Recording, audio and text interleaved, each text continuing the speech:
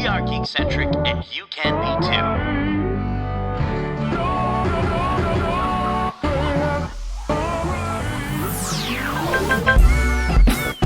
Love ya.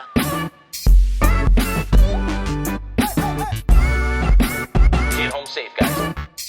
Peace.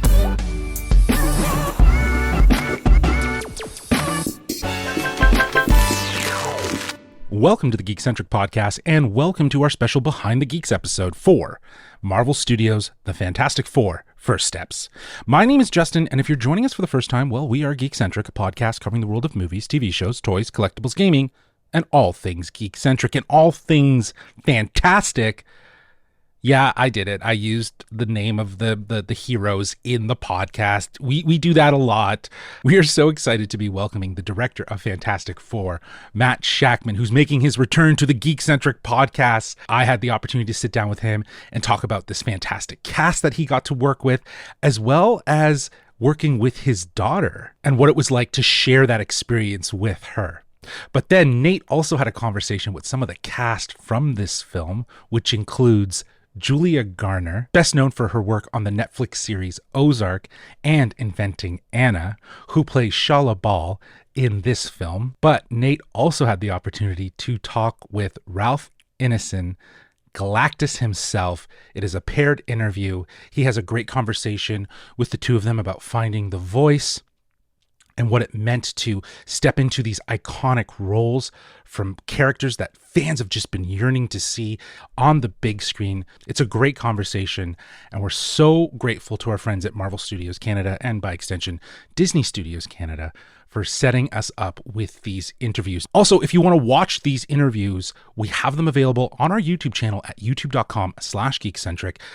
Both interviews, they're separate. You can go check them out. And there's also links in the show notes to both interviews for you to enjoy. Again, we are so grateful for the opportunity to chat with the filmmaker and cast of this fantastic movie. I did it again. I apologize.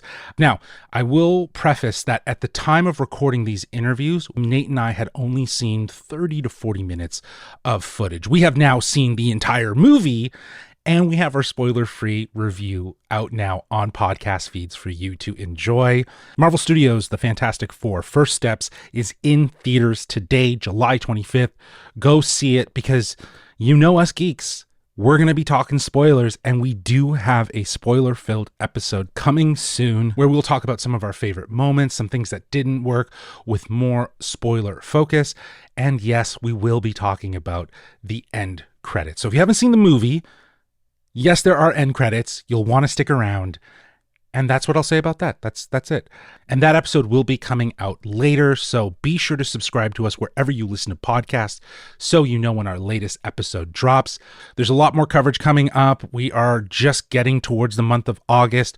More movies, more interviews, fan expos around the corner, and I'm very happy to announce that for the first time in the years that we've started this podcast, Geek-Centric will be at TIFF. That's right, we're going to be covering the Toronto International Film Festival this year for the 50th anniversary. We have been Torontonians all our life. We've gone to see movies at the festival, but we've never covered the festival here on the podcast, and we are so excited for the opportunity.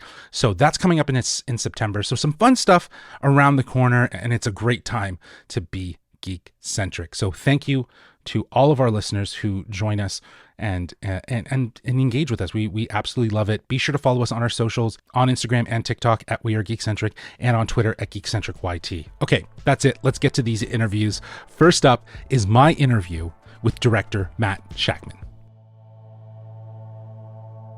Hey, Matt. Hey. How are you, man? Good. How are you? Good, man. Good. I am stoked to be talking to you about this movie. To be honest, I've only seen 30 to 40 minutes of footage, but it was enough to get me hyped for the movie. So I am excited to be here. Actually, the last time we spoke was for Monarch: Legacy of Monsters. Right. And I tried to sneak in a question about the casting and whatnot, but you professionally dodged it, which is why I'm happy right now to ask you a question around this cast, because it's outstanding. From the footage that I saw, you can just see the chemistry is there, and you spoke about the importance of balancing heroism and humanity with these characters. What was the moment you knew Pedro, Vanessa, Joseph, and Evan were your Fantastic Four? Yeah, casting is everything with the Fantastic Four. Both getting these characters right individually because they are tricky and complicated characters, but also getting that family right and that family dynamic right. Reed Richards is tricky. He is had many different sort of personas throughout the comics. Sometimes he's that nerdy scientist locked in the lab trying to solve everything, who's kind of 5 minutes away from destroying the planet or saving it at all times. Sometimes he's a person of action, a leader, leading the Avengers, jumping out into the fray. And then sometimes he's that devoted husband, that father, that family man, that best friend, right? And so I needed an actor who could encompass all those characters and bring all of those elements to life in one, because I knew that this film would require him to be all of those things. And Pedro is an actor of incredible range. Like I've known him personally my whole adult life, but I've also just been a fan of watching his work, and he has tremendous range, and he can do all of those things seemingly effortlessly. He's so sort of facile with his ability to kind of emotionally engage, to also sort of intellectually engage, and also be that person who's not afraid to jump into the fray and be a believable sort of person of action, which he's done. So I was looking for four actors like that, four actors with incredible range, four Swiss Army knives who had every tool in there. Vanessa Kirby, equally as badass in every way. Joe Quinn, Eben Moss-Backrack. And then I was also just trying to sort of get that sense of like, would this be a good husband and wife? Would this be a good brother and sister? Do I believe these dynamics? And I did. I believed it in my gut that this would be a good group. But I also knew that great actors create great chemistry, and they do. And then I just wanted to build a sandbox that would allow for that to happen. So 3 weeks of rehearsal, diving into the history of these characters, diving into the script, playing around, improvising, figuring out our best way to sort of gel and bond and create the feeling that they are lived in characters who've known each other their whole lives. Yeah, well, again, from the footage that I saw, it's already there. So the chemistry is there. They jumps out of the screen. You just feel that. I also learned that your daughter appears in this film, Yeah. which is such a special touch. Like, I have to know, what was it like having her to be part of this project? And as a father myself, were you nervous? Because I would be terribly nervous. I was so nervous. I was a wreck.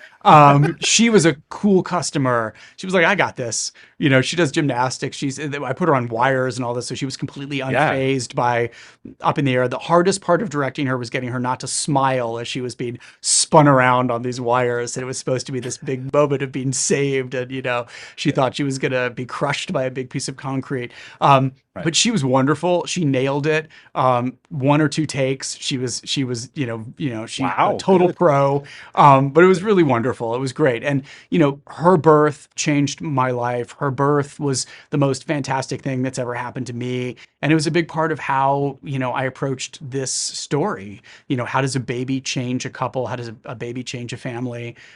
It was about bringing as much of that personal experience into the film. So it was a lovely way to connect to that by having her actually in it. And her name is Maisie. And so also Maisie's Delicatessen on Yancey Street, where Ben buys his cookies, is also named after her. So Wow. there's a lot of Maisie in there.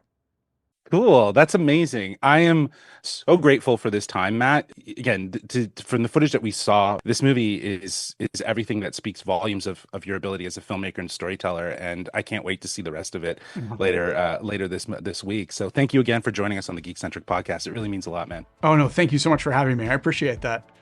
Next is Nate's interview with Julia Garner and Ralph Ineson. Hey, Julia and Ralph, how are you both doing Hi, today? good. Very well, thanks. How are Very well. you? Good, good. It's such a pleasure to get to chat with both of you. I'm such a huge fan of both of you. First off, Julia, I love how different this role is for you, and I love hearing that you take the time to journal in character while working on the incredible characters that you've gotten to play.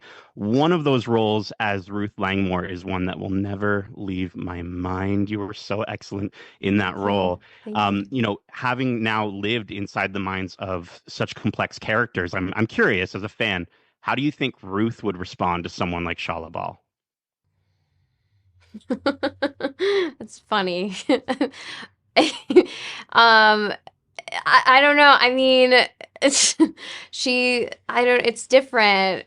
She would just be like, maybe with the speech, she would be kind of like, just get to the point. What do you want? You know? Like, I think she would maybe respond like that. And Delphi would be just like, why are you being dramatic? I think that's how they would both respond. Yeah, I think Anna would comment on like maybe the silver The of it all. drama. Maybe. Yeah, the Yeah, drama of it yeah. all. And then I think Ruth would kind of be like, get to the point. What do you want? You know? So, yeah. Definitely some choice words Yeah, for Ruth in yeah. that wonderful accent of hers. Yeah. Ralph, I'm so excited to see you as Galactus in this movie, dude. Like, I'm people have been waiting for it for so long, and it's so exciting. I want to know for yourself, what has it been like to be heralded into the MCU? And is there a small part of you that wishes you had Julia there to herald your arrival everywhere you go now? Yeah, I mean, wouldn't that be super cool? Yeah, I would seriously love Julia to herald me. That would be marvelous. Yeah, it's an incredible honor and privilege to be the first person to bring Galactus to live action. But it's also, that brings with it, pretty scary responsibility. So you just really hope that that the fans, respond to what I've done with the character, with the help of the most amazing costume and makeup people to create this incredible suit that I wear in the movie, which is Yeah. a work of art. Yeah, I mean, like the response for both your castings has been excellent so far, and I mean, especially for yourself, Ralph, like just the amount of like pitch perfect, like that's absolutely Galactus when you were cast was pretty overwhelming to see. Both of you in this movie and in your past work have utilized such incredible voices and created such incredible voices for your characters. And that certainly continues with this film. I'd love to know for both of you, what was it like crafting the voices of these otherworldly beings? And Julia, I'd love to start with yourself.